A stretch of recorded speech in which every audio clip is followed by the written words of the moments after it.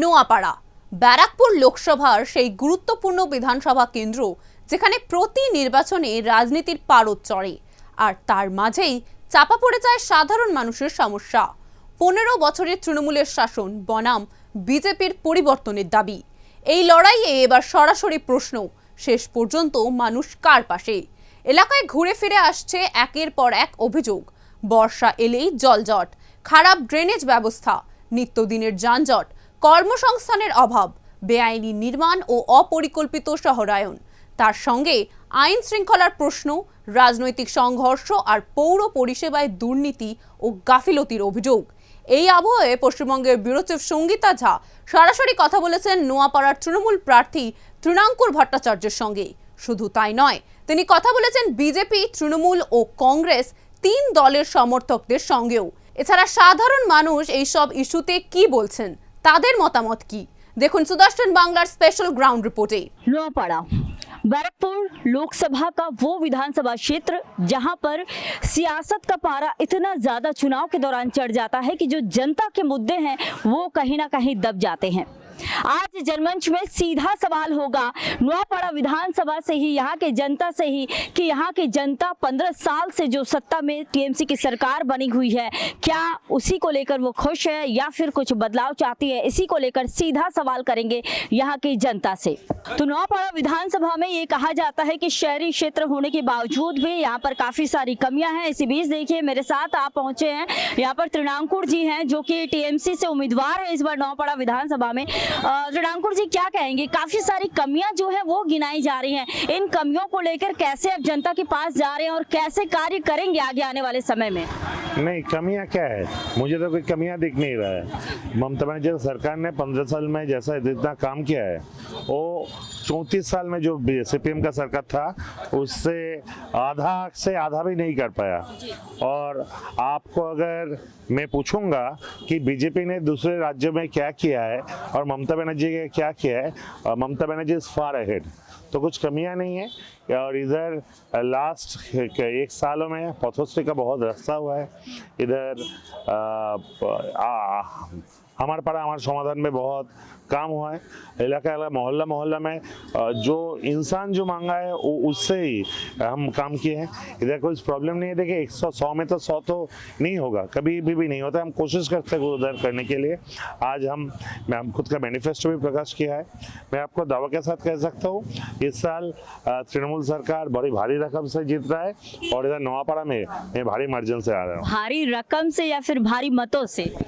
देखिए मैं तो थोड़ा बहुत रकम मतलब हो जाता है कि नहीं, मैं तो थोड़ा बहुत हिंदी तो बहुत अच्छा आप हिंदी बोल रहे हैं तो ठीक है। एक्चुअली इधर का जो प्रार्थी है वो इतना भारी रकम छिटाने की कोशिश कर रहा है, इसलिए वही थोड़ा बहुत इधर में आता है। मगर रकम जितना भी वो करे दे, इनसे इधर का बांग्ला के इंसान कभी उसका गणतंत्र को पैसा से बिकाऊ नहीं है। इसलिए जैसा काम इधर उधर हुआ है का जो ये दावा है इस पर भी सवाल मैं जरूर अर्जुन जी से पूछ लूंगी, जान लूंगी कि आखिर किस तरह की रकम की आप बात कर रहे हैं और क्या वो दे रहे हैं, ये भी मैं जरूर अपने शो में ऐड करूंगी।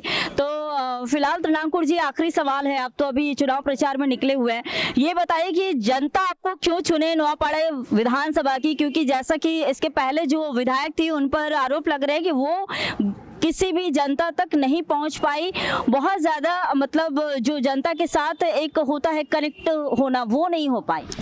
देखिए आरोप सही है गलत है, मैं उसके बारे में मुझे बोलना कुछ सही नहीं है। मगर आपका धन्यवाद, आप खुद ही मुझे आंसर दे दिया कि क्यों मुझे चुनेगी। मैं तृणांकुर भट्टाचार्य जी एक 35 साल का शिक्षित नौजवान हूँ जो डबल मास्टर्स फर्स्ट क्लास लेकर पास किया हूँ, अभी PhD कर रहा हूँ। और मैं इतना दिन 17-18 सालों से इधर से मेरा संबंध है और मैं जब से कैंडिडेट हुआ मैं इधर रह रहा हूँ और सुबह से रात तक सब आदमी लोग मुझसे मीट पा रहे हैं। मेरा आसपास में कोई सिक्योरिटी नहीं है, मेरा लंबा गाड़ी नहीं चलता, मैं इंसानों के साथ डायरेक्ट मिलकर रहता हूं। और मेरा प्राय 8 सालों का छत्र सभापति होने का रिकॉर्ड आप देखें तो मेरा सबसे इजी अवेलेबिलिटी यही इंसानों के लिए सबसे अच्छी बात है। मैं आपको सर यही बोल रहा हूं कि 35 साल का नौजवान हूं और भी 30 साल का पॉलिटिकल करियर है। मैं सिर्फ शुरुआत किया हूं, मैं मैं ऐसा काम नौजवान होने के नाते आपको यहाँ की जनता चुनकर लाती है कि नहीं, ये आने वाला समय बताएगा। मेरे साथ बीजेपी के भी कई समर्थक मौजूद हैं, जो भी अभी जो उम्मीदवार ने कहा उससे रिलेटेड हो या फिर अन्य जो यहाँ के मुद्दे हैं उसको लेकर भी जान लेती हूँ। कांग्रेस के भी समर्थक यहाँ पर मौजूद है। सीधा सीधा सबसे पहले मैं बीजेपी के समर्थक जो मौजूद है उनसे जानती हूँ कि अभी देखिए ये कहा गया कि जो कार्य जो है, जैसा कि बीजेपी आरोप लगाती है कि कार्य नहीं हुआ है 15 सालों तक, लेकिन तृणांकुर जी ने कहा कि कार्य हुआ है, तो इस पर क्या कहेंगे? 15 सालों तक कितना उन्नति हुआ है और इसके पहले आगे क्या देख रहे हैं आप लोग? अब बताइए, मैं मिलो बताते हैं कार्य हुआ है तो किस कहाँ पे हुआ है? दिखता तो नहीं है, दिखना चाहिए ना लोगों को अंदर कि अगर हुआ है तो दिखना चाहिए। तो हुआ है तो दिख नहीं रहा है। अगर दिखता तो आज बताइए, आप अगर उन्नयन करते हैं या आपकी कार्यक्रम अच्छा होती है तो पब्लिक आपके साथ एक्टिविटी में होगी ना। तो पब्लिक है कहाँ पे? पब्लिक एक्टिविटी में तो है नहीं मैडम। तो ये तो साफ नज़र आ रहा है कि आप लोग कुछ किए नहीं, इसीलिए पब्लिक आपके साथ नहीं है, और जो किया है उसके साथ पब्लिक है।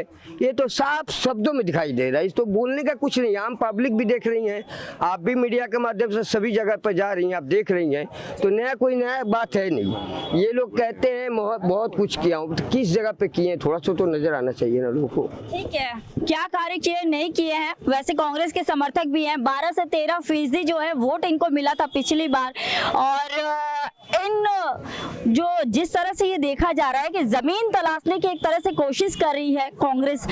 हमने राहुल गांधी को भी सुना, अभी कुछ दिनों पूर्व ही राहुल गांधी पहुंचे हुए थे पश्चिम बंगाल। उन्होंने कहा, उनका एक कमेंट था कि आप बीजेपी से परेशान हैं या फिर टीएमसी से या फिर दोनों से। तो चलिए उन्हीं से फिलहाल जो कांग्रेस से आए हुए हैं यहाँ पर समर्थक, उनसे मैं जान लेती हूँ कि क्या जमीन इस बार तलाश जिस तरह से रहे हैं कुछ फायदा होगा क्या? कांग्रेस ना अपनी ज़मीन तलाश कर रही है और कांग्रेस ना अपना वजूद बचाने की कोशिश कर रही है। कांग्रेस हिंदुस्तान की उस रिवायत को, हिंदुस्तान की उस विरासत को बचाने की कोशिश कर रही है, जिस विरासत को कांग्रेस पार्टी ने 1885 ईस्वी में बुनियाद डाली थी।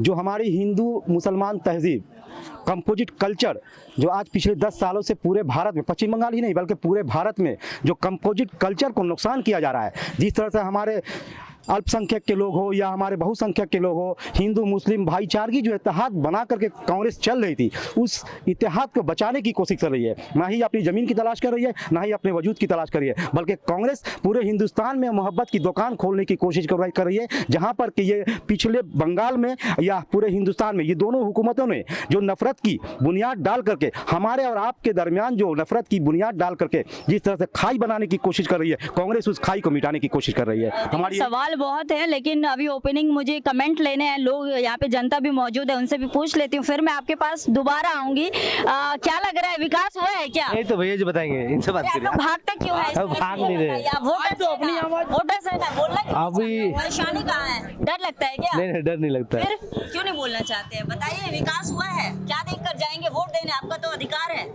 अधिकार है तो मैं, विकास तो हुआ ही है। विकास हुआ है। हाँ 15 सालों के जो कार्य हैं उससे आप खुश हैं? हाँ, थोड़ा खुश भी हूँ, थोड़ा नाखुश भी हूँ। तो जो हमारे बहुत सारे जो सरकारी कर्मचारी है, उनको बहुत सारा डीए या बहुत सारा ये नहीं हुआ है, इंक्रीमेंट भी नहीं हुआ है, इसलिए इस कारण से भी थोड़ा सा ये हूँ। चलिए, अब मैं टीएमसी के समर्थकों से भी जान लेती हूँ। जैसा कि अभी कांग्रेस के समर्थक ये बता रहे थे कि जो दोनों हैं, टीएमसी बीजेपी, एक साथ मिलकर नफरत की राजनीति कर रही है, क्या कहेंगे? देखिए, आप ये सिर्फ भारतवर्ष में नहीं, बंगाल में नहीं, भारतवर्ष में ही देख सकते हैं कि यहाँ पर सिर्फ जात और धर्म को लेकर राजनीति किया जा रहा है। नहीं, आप पर भी आरोप लगा रहे हैं। ये हमारे ऊपर लगाया नहीं जा सकता है। टीएमसी जिस किसी भी प्रकल्प को आप देखिए, दीदी का, अगर वो कन्याश्री देती है, वो रूपोश्री देती है, वो जुवो साथी देती है, तो वो देखती नहीं है कि कौन हिंदू है, कौन मुसलमान है, कौन क्रिश्चियन है, कौन सिख है। सब प्रकल्प सबके लिए है। कोई भी बंगाल का एक वासी जिसके घर में हमारे सरकार की प्रकल्प नहीं पहुंची हो, ऐसा कोई एक भी घर नहीं होगा। और किसी से भी रंग, जात या धर्म पूछ कर कुछ नहीं दिया जाता है। ममता बनर्जी एक ही बात बोलती है कि जिसका जो जात धर्म है वो मनाए, और उसके साथ साथ इंसानियत, मानवत को रखते हुए सब चीज़ करे। तो जिस तरह से इनका कहना है कि बहुत सारे प्रकल्प दे रही है, बहुत सारे भत्ते टीएमसी सरकार दे रही है, आप लोग क्या करने वाले हैं? विजन क्या है? कैसे जमीन पे उतर रहे हैं और कितना समर्थन आप लोग को लग रहा है कि इस बार मिलेगा?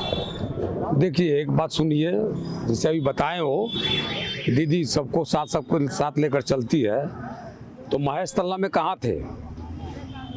ये आपका संदेश खाली में जो कांड हुआ वहाँ कहाँ थे ये लोग? मालदा में जो कांड हुआ वहाँ कहाँ थे? ये बोलते हैं हम सबको साथ लेकर चलते हैं, हिंदू मुसलमान को वायलेंस लेकर चलते हैं, तो कहाँ थे? इसी गरुलिया में म्युनिसिपल मोड़ पर जो दुर्गा बैठती है, सबसे पुराना दुर्गा बैठती है, जब ये अल्पसंख्यक का जब पर्व का समय आया था तो काला पर्दा टांग दिया गया था। हम लोग ने मजबूर होकर खड़ा थे वहाँ पड़ी कि नहीं, इन लोग का पर्व है, इधर से जाएगा या काला पर्दा टांगो। अब ये कहते हैं आप एक समुदाय को लेकर कूदते हैं मार्केट में और कहते हैं हम सबको देखते हैं। कहाँ देखे हैं? कहाँ देखे हैं? बोलिए। ये सब झूठा बात है, जितना ये जो बताया अभी ये सब गलत बात है। यहाँ पर जितना भी हम बोलते हैं, यहाँ पर आज देखिएगा, यहाँ पर पूरा पश्चिम बंगाल में ना हिंदू ना मुस्लिम ना सिख ना ईसाई, दीदी जो चलती है पूरे धर्म को लेकर के चलती है। यही नहीं, आज जो हम लोग यहाँ पर पश्चिम बंगाल में दीघा साइड में जगन्नाथ मंदिर भी किए हैं, शिव जी का भी यहाँ पर बना है। दीदी एक ऐसा नेत्री है जो सब व्यक्ति को लेकर साथ में चलती है। ये लोग जो है नफरत को लेकर के चलते हैं, ये नफरत को लेकर चलते हैं। ये लोग है हमसे आपसे, हमारे तो भाई के बीच में लड़ाने वाले आदमी है। जो मंदिर है पूजा में 1,10,000 रुपया मिलता है, बंदा नहीं का।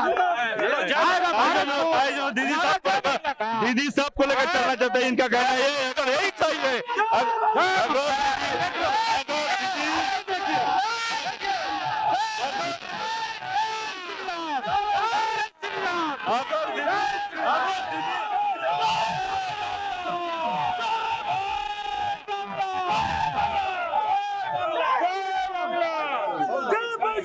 अगर दीदी सबको लेकर चलना चाहते हैं, उनका कहना है कि दीदी सबको लेकर चलना चाहते हैं, तो दुर्गा पूजा का परमिशन कहीं नहीं मिलता। कई जगह दुर्गा पूजा बंद क्यों हो गया है, कई जगह दुर्गा मूर्ति तोड़ क्यों हो गया है। अगर सरस्वती पूजा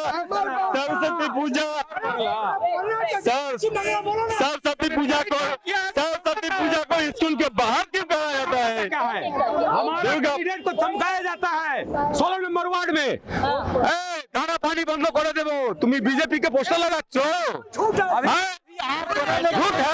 जाइए 16 नंबर वार्ड में। आरोप क्या है? आरोप सीधा सीधा ये लग रहा है कि आप लोग दुर्गा पूजा के लिए परमिशन नहीं देते हैं, लेकिन वही जब मुस्लिमों के जो भी त्योहार होते हैं, पर्व होते हैं, उस दौरान आप लोग परमिशन दे देते हैं, हर तरह की चीजें दिया। कौन स्टेट में 2 दिन छुट्टी है? छठ पूजा के पर्व में 2 दिन छुट्टी आपका बिहार में नहीं है, बिहार में भी नहीं है। पूरा बिहार में पूरी छुट्टी। सुनिए, रुकिए। राजस्थान में बीजेपी का स्टेट है, हरियाणा में बीजेपी का स्टेट है, वहाँ पर छठ पूजा का 2 दिन छुट्टी मिलता है, वहाँ पर छुट्टी के 2 दिन मिलता है। बंगाल में सब अच्छी बात है, अच्छी बात है, छुट्टी दे रहे हैं। बंगाल में हिंदी यूनिवर्सिटी, हिंदी कॉलेज, हिंदी के लिए सब कुछ किया गया। हिंदी को हमारा यहाँ पर मर्यादा का साथ दिया गया। यहाँ पर यूनिवर्सिटी है हावड़ा में, आप जहाँ भी जाइएगा हिंदी। हम एचएस स्कूल बनाया, स्कूल माध्यमिक था, गौरीशंकर जुटमिल हिंदी हाई स्कूल, उसको एचएस बना और हिंदी मीडियम स्कूल है। हिंदी के लिए हम लोग बहुत काम किया है, जितना काम किया है पिछले दिनों में पश्चिम बंगाल में कोई सरकार नहीं किया है। कोई सरकार नहीं किया। नौशाद जी, आप क्या कहेंगे? कह रहे हैं कि हमने 15 साल तक जितना काम किया है कोई सरकार नहीं किया है। और नौशाद जी, एक और सवाल है आपसे, सेंट्रल में आप लोग अलायंस में हैं, वहीं जब आप राज्य में चुनाव लड़ते हैं तो फिर आप लोगों का गठबंधन गठबंधन टूट जाता है। ये अलायंस की जो बात है, जी अलायंस हम बता रहे हैं कि हम हिंदुस्तान की तहजीब के ऊपर चोट जो आ रही है उस चोट को बचाने के लिए हमारे साथ, हमारे विचारों के साथ, हमारे असूलों के साथ जो पार्टी हो अगर वो आती है तो आए, हम उसका स्वागत करते हैं। मेरा सवाल ये था, दिल्ली में केंद्र में आप लोग अलायंस में हैं, टीएमसी, कांग्रेस, अन्य कई सारे जो पार्टियां हैं, लेकिन वहीं जब राज्य में आप चुनाव लड़ने आते हैं तो ये अलायंस अलग हो जाता है। जनता की आंखों में धूल क्यों झोंक रहे हैं? नहीं, हिंदुस्तान कांग्रेस पार्टी हिंदुस्तान में जनता की आंखों में धूल नहीं झोंक रही है, बल्कि जनता की आंखों में जो धूल झोंक दी जा रही है, झूठ बात फैला करके, खूबसूरत लफ्जों में, खूबसूरत जुमलों में जो बांध करके इंसान के, भारतवासियों के आंखों में जो धूल झोंका जा रहा है, उस पर्दे को हटाने की कोशिश करती है कांग्रेस पार्टी। ये जो एक बीच में ये सवाल आ रहे थे कि ममता बनर्जी को अलायंस पार्टी में यानी कि एक पीएम का चेहरा देने के लिए टीएमसी सरकार चाह रही थी, कहीं आप लोग विरोध नहीं कर रहे थे? नहीं, हम लोग विरोध कर रहे हैं। देखिए, टीएमसी हो या बीजेपी हो, इसीलिए आप लोग तो दीदी और मोदी आज पूरे भारत को, जनता को बेवकूफ बना रही है। हिंदुस्तान में दीदी, बंगाल में दीदी हमारी जनता को बेवकूफ बना रही है, और पूरे देश में मोदी जी हमारे देश की जनता को कौन किसे बेवकूफ बना रहा है? जनता से पूछ लेती हूँ, कौन किसे बेवकूफ बना रहा है? यहाँ पर जो अपने अपना अलायंस लेके चल रहे हैं वो पब्लिक को मूर्ख बनाती ही है, चाहे कोई भी सरकार हो, चाहे कहीं की भी सरकार हो, वो बगैर अपने जुमलाबाजी से सबको, कोई भी पार्टी हो, अपने जुमलेबाजी से ही सबको बेवकूफ बनाती है। क्यों? ये पब्लिक है, सब जानती है। पब्लिक सब जानती है काका। आप तो आपने सीपीएम की सरकार भी देखी हुई है, अभी टीएमसी 15 साल से देख रहे हैं। अभी जैसा कि मैंने उनसे, कांग्रेस के जो आए हुए हैं समर्थक, उनसे भी मैंने जानने की कोशिश की अलायंस को लेकर, क्योंकि केंद्र में तो ये लोग साथ में रहते हैं, फिर यहाँ पर अलग अलग, तो इस चीज को आप लोग कैसे देख रहे हैं? कांग्रेस जो पार्टी है पूरा भारतवर्ष को बदनाम करके रख दिया। पहले कांग्रेस अच्छी थी, अभी कांग्रेस ऐसी है, खुद वो मुस्लिम पार्टी है, वो हिंदू नहीं है। अपने आप को जो हिंदू बोलता है, कांग्रेस तो देश को बर्बाद कर दिया। जवाहरलाल नेहरू ने 35 पे लगाकर जम्मू कश्मीर को ऐसा बांध दिया था कि बाहर का आदमी वहाँ लड़की को। बंगाल के बारे में बता दीजिए, अभी हम दूसरे स्टेट के बारे में बात नहीं कर रहे हैं। नौपाड़ा विधानसभा में आप लोग क्या देख रहे हैं, किस तरह से आप लोग देख रहे हैं, इस तरह की चीजों को लेकर आपका क्या कमेंट है, ये बता दीजिए। देखिए, यहाँ पर दो ही पार्टी है, बीजेपी और तृणमूल। दीदी भी वादा किया था सिंगूर में कि अगर हम मुख्यमंत्री होंगे तो पूरा जिसका सिंगूर लिया गया था जमीन से वापस कर देंगे। आज तक दीदी ने वापस नहीं किया, अपने वादे से मुकर गई। कहाँ है दीदी? दीदी कहाँ है? ठीक है, ठीक है, दीदी कहाँ है? जी बताइए। आप एक मिनट, जिस क्वेश्चन आप पूछे हैं, भारतवर्ष में प्रधानमंत्री बनने के लिए हम लोगों ने, जब यहाँ पर सीपीएम का गवर्नमेंट था, ज्योति बसु जिंदा थे, उनको प्रधानमंत्री बनाने के लिए हम लोग दावत दिए थे। सीपीएम उस समय मिनिस्टर में भी था, लेकिन ये लोग बोला कि हम बाहर से समर्थन करेंगे। मनमोहन सिंह के समय उनको प्रधानमंत्री का जब हम लोग न्योता दिए गए तो ये लोग ठुकरा दिया। आज वही सीपीएम वाले बोलते हैं कि ये जिंदगी में बहुत बड़ा मैंने ऐतिहासिक भूल किया है। आप किसी भी सीपीएम से पूछिए तो वो बोलेगा यही बात जो आज हम बोल रहे हैं। वो प्रधानमंत्री उसी समय ज्योति बसु को हम लोग दिए थे, इसीलिए पश्चिम बंगाल में प्रणब मुखर्जी को हम लोग राष्ट्रपति बनाए हैं। आज जो बोल रहा है हिंदू एक धर्म राष्ट्र लेकर हम लोग चलते हैं, हम लोग कांग्रेस करते हैं तो शांति वार्ता दे के चलते हैं, कहीं झूठ झमेला ना हो, शांति का प्रतीक रखते हैं। वो तृणमूल हो, बीजेपी हो। इसका कमेंट मैं तृणमूल से भी ले लेती हूँ इस मुद्दे पर। जी आप बोलेंगे, बोलिए। जैसा कि अभी उनसे मैं पूछ रही थी, अलायंस को लेकर बात हो रही थी, जो कि हम देखते हैं अलायंस जो सेंट्रल में साथ में है, फिर यहाँ आने के बाद अलग अलग हो जाते हैं, इसको लेकर ही सवाल था, बता दीजिए। देखिए, पहले आपको सामने जो एक आदमी बोले है, वो खुद लुंगी पहनना है, लुंगी पहन के बोलता है लुंगी के खिलाफ। वो खुद ही, हम ये बात बोलते हैं कि अभी कांग्रेस का बोला है, ये एक बात तो सही है, कांग्रेस के जमाना में देश में भेदभाव नहीं था, ये सही बात बोला है। लेकिन आज ऐसा हो गया है देश के, बातें सही लग रहा है, जो सही बात है तो सही बोलना ही पड़ेगा। अभी देश में आप जो भी कुछ भी करने जाइएगा, ये लोग बांग्लादेशी बोलता है। शेख हसीना को लाके कौन रखा है दिल्ली में? कौन बैठा के रखा है? कौन बैठा के रखा है? भारत जो है इंडियन है, तो ये लोग जुमलाबाज पार्टी है, खुद ही बोलता है हम लोग जुमलाबाज पार्टी है। 15 लाख देगा बोला है, 15 लाख नहीं मिला, 2 करोड़ रुपया 2 करोड़ नौकरी देगा वो भी नहीं दिया है। ये सब जुमला सवाल उठते हैं, कानून व्यवस्था को लेकर सवाल उठते हैं टीएमसी पर बराबर, और साथ ही ये भी सवाल उठते हैं खासकर इन क्षेत्रों में कि काफी ज्यादा वो चुनाव के दौरान हिंसा देखी जाती है, रिगिंग होती है, इस तरह के जो आरोप जो है वो बीजेपी के द्वारा लगते हैं। इस पर जरा आरोप लगाने दीजिए। नेशनल क्राइम ब्यूरो रिकॉर्ड कौन बनाता है? आपसे हम पूछते हैं। नेशनल क्राइम ब्यूरो रिकॉर्ड में 4 टाइम कलकत्ता बेंगलोर से सिटी आया है, वो कौन? हम लोग ने सर्टिफिकेट दिया है, खुद को खुद सर्टिफिकेट की सेंट्रल गवर्नमेंट दिया है। तो आप बोलिए ना, यूपी बिहार, आप राजस्थान हरियाणा में चला गए, दिल्ली में चला गए, जो बड़ा बड़ा बात करता है बंगाल में, ये आजादी है, वहाँ पर बुलडोजर चलता है, और यहाँ पर आदमी को बात बोलने का यहाँ पर डेमोक्रेटिक राइट है। आप हमारे खिलाफ बोल सकते हैं, यही बंगाल है, ममता बनर्जी का बांग्ला है। यहाँ पर बोलने की आजादी है। टीएमसी शासनकाल में मेन 10 जो घोटाले के नाम है, शारदा चिट फंड घोटाला, उसके बाद नारदा ऑपरेशन घोटाला है, उसके बाद शिक्षक भर्ती घोटाला, कोयला तस्करी घोटाला, पशु तस्करी घोटाला, नगर पालिका में घोटाला, ठीक है, और राशन वितरण घोटाला, प्रणाली बाहर रात घोटाला, स्वास्थ्य साथी योजना घोटाला, ठीक है, लक्खी भंडार 1,500 रुपए का लक्खी भंडार दे के लोगों को झांसा बना रहे, और आरजीकल में जो रेप कांड हुई थी, वो पूरे भारतवर्ष में इस विषय में पूरे चर्चे पर है। आपको मैंने 10 घोटाले का नाम बता दिया है। ऐसे कितने टीएमसी घोटाले किए हैं, हर पब्लिक जानते हैं, पूरे बंगाल में ये पूरा प्रसिद्ध है। और अगर इस बार गवर्नमेंट बीजेपी की नहीं बनती है, तो मुझे आशा है कि ये पश्चिम बंगाल जो है मिनी पाकिस्तान बनने से कोई नहीं रोक सकता है। बंगाल मिनी पाकिस्तान बन जाएगा, ये बार बार बोला जा रहा है, इस तरह के कमेंट। मैडम आपको ऐसा है ना कि आज बड़ी दुख की बात है, आज बहुत दुख की बात है कि आज जय बांग्ला के नाम सुनने के बाद ये लोग कितना गर्म होते हैं। क्या बांग्ला बोलना क्या अपराध है क्या? सुनिए, हम बंगाल में रहते हैं, अगर हम जय बांग्ला से क्यों गुस्सा होते हैं? जय बांग्ला से क्यों गुस्सा है? देखिए सवाल है, वो बहुत पुराने तृणमूल कांग्रेस के नेता है, वो आज के नेता नहीं है। जो आपका प्रश्न का उत्तर दे रहे बहुत पुराने तृणमूल कांग्रेस के नेता है मैडम, और वो जितने सालों से भाजपा में वो तृणमूल कर रहे उतने सालों से मैं भाजपा कर रहा हूँ। उनको ये मालूम होनी चाहिए कि आज पश्चिम बंगाल की परिस्थितियाँ क्या है। आज जो ये लोग कहते हैं मैं उन्हें का, आज बताए पूरे भारतवर्ष में निर्वाचन होते हैं, कहीं आपने सुना खून हुआ है, कहीं आपने सुना मर्डर हुआ है, कहीं आपने सुना कि जब घर जला दिया गया। पश्चिम बंगाल में जब भी निर्वाचन आता है, हर माताएं अपने एक बच्चों को जय बांग्ला से क्या दिक्कत है, क्या परेशानी है?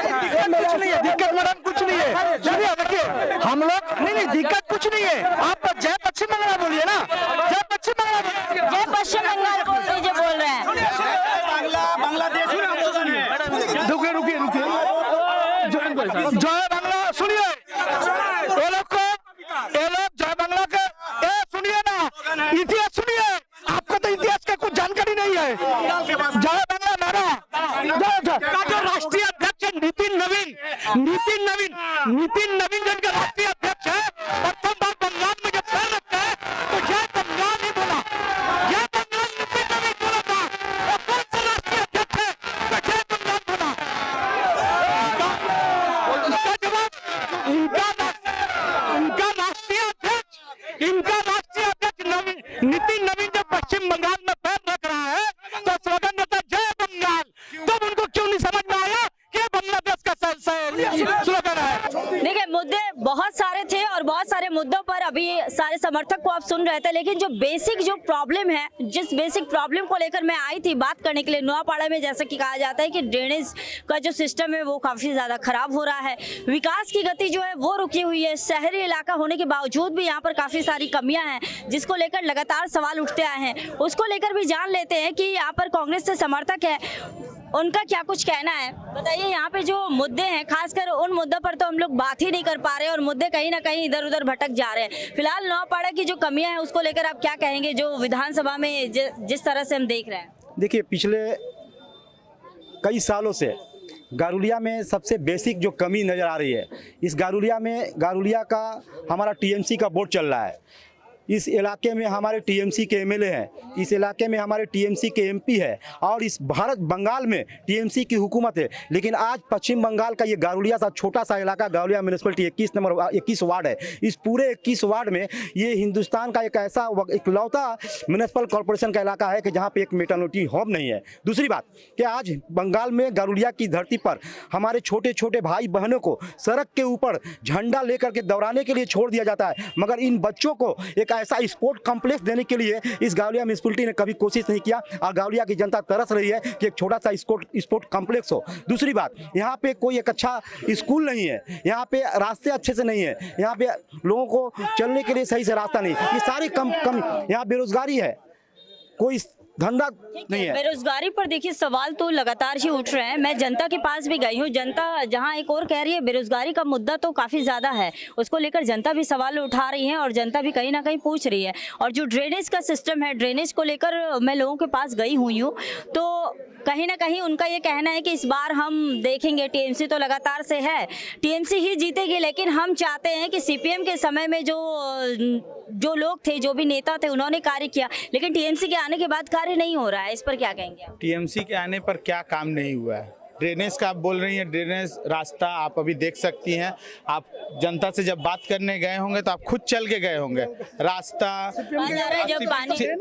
पानी घर घर तक पानी पहुंचाया गया है ममता बनर्जी जी के सरकार में। सीपीएम के दौर में क्या था? जो सीपीएम के लोग हैं उनसे पूछे, यहाँ तक कि आपके ये डिबेट में आज हिस्सा लेने के लिए सीपीएम के लोग नहीं है। अभी उन्होंने कहा कि यहाँ पर स्कूल नहीं है, बच्चों को झंडा लेके पकड़ा दिया। आपके आज इस तरफ भी स्कूल है और इस तरफ भी स्कूल है। ये दोनों तृणमूल कांग्रेस के सरकार में एचएस हुआ है।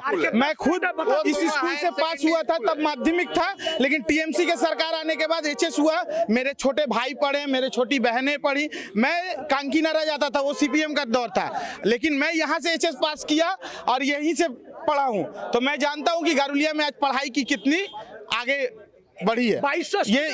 ये सब 2011 के बाद हुआ है, ये 2011 के बाद ही हुआ है, तृणमूल कांग्रेस के गवर्नमेंट होने के बाद ही हुआ है। तृणमूल कांग्रेस के आने के बाद सारे कार्य स्कूल था ही नहीं, वो तो था। हम लोग अनशन किए थे यहाँ पर, हम लोग अनशन किए थे इसको 12 तक करने के लिए, समझ गए भैया? हम सुने हैं, आप हमको मत समझाइए। हम लोग तब 12 तक हुआ और विकास हुआ है क्या?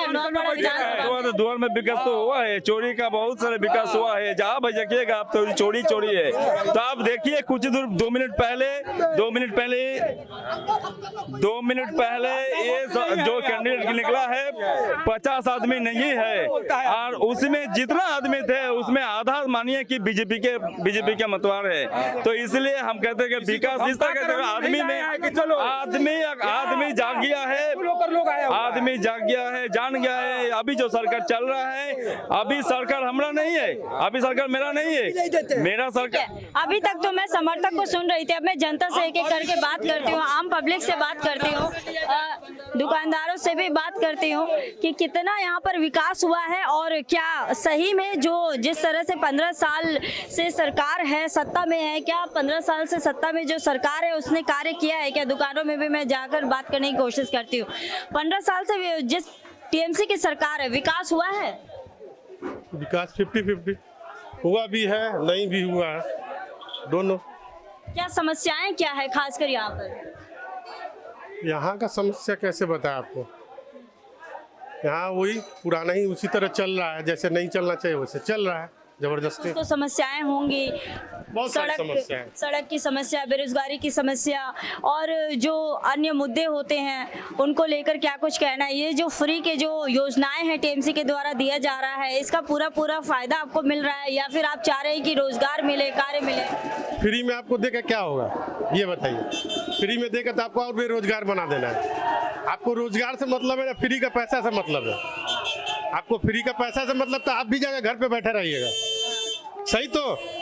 लेकिन आपको रोजगार अच्छा मिलेगा तो जितना भी महंगाई रहे आदमी संभाल लेगा। जितनी भी महंगाई रहे आदमी संभाल लेंगे, रोजगार अच्छा होना चाहिए, रोजगार मिलना चाहिए। युवाओं से भी मैं बात करने की कोशिश करती हूँ, जो यहाँ पर और भी दुकानदार हैं उनसे भी जानती हूँ। काका काम हुआ है?